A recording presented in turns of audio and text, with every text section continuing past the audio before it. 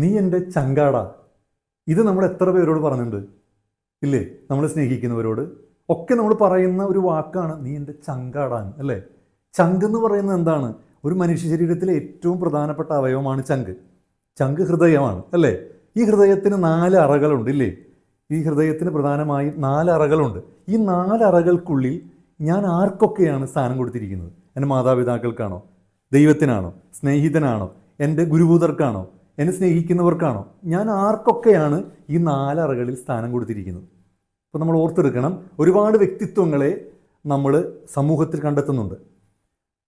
യോഹന്നാന്റെ സുവിശേഷം 15-ാം അധ്യായം 17-ാം തിരുവചനത്തിൽ ഇങ്ങനെ ക്രിസ്തു പറഞ്ഞു വയ്ക്കുന്നു, ഞാൻ നിങ്ങളെ സ്നേഹിച്ചതുപോലെ നിങ്ങളും പരസ്പരം സ്നേഹിക്കണം.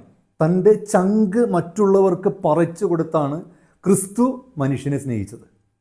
ഗാന്ധിജി രക്തസാക്ഷിത്വം വഹിച്ച് മനുഷ്യകുലത്തിന്, ഇന്ത്യൻ ജനതയ്ക്ക് സ്വാതന്ത്ര്യം നേടിത്തന്നു, ഇല്ലേ?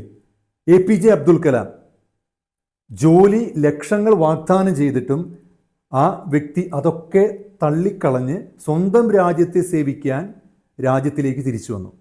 മദർ തെരേസ തെരുവിൽ കിടക്കുന്ന പുഴുവരിച്ച മൃതശരീരങ്ങളെ എടുത്ത് കഴുകി വൃത്തിയാക്കി അവർക്ക് നല്ലൊരു മരണം കൊടുത്ത് അവരെ സ്നേഹിച്ചു.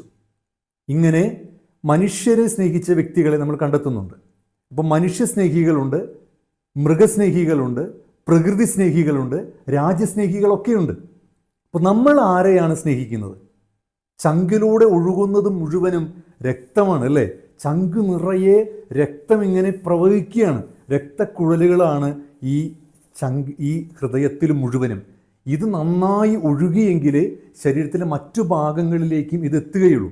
അപ്പോൾ നമ്മുടെ സ്നേഹം ഒഴുകട്ടെ, മറ്റുള്ളവരിലേക്ക് പുഴ പോലെ ഇങ്ങനെ ഒഴുകട്ടെ. നമ്മുടെ സ്നേഹം മറ്റുള്ളവരിലേക്ക് ഇങ്ങനെ ഒഴുകി ഒഴുകി ഒഴുകി നമ്മളും മറ്റൊരു പ്രവാഹമായി മാറാനുള്ള കൃപ ഈശ്വരനിൽ നിന്ന് നമ്മളും ചോദിച്ച് വാങ്ങണം. നമ്മുടെ സ്നേഹം നിഷ്കളങ്കമായിരിക്കട്ടെ. ദൈവം നിങ്ങളെ സഹായിക്കട്ടെ.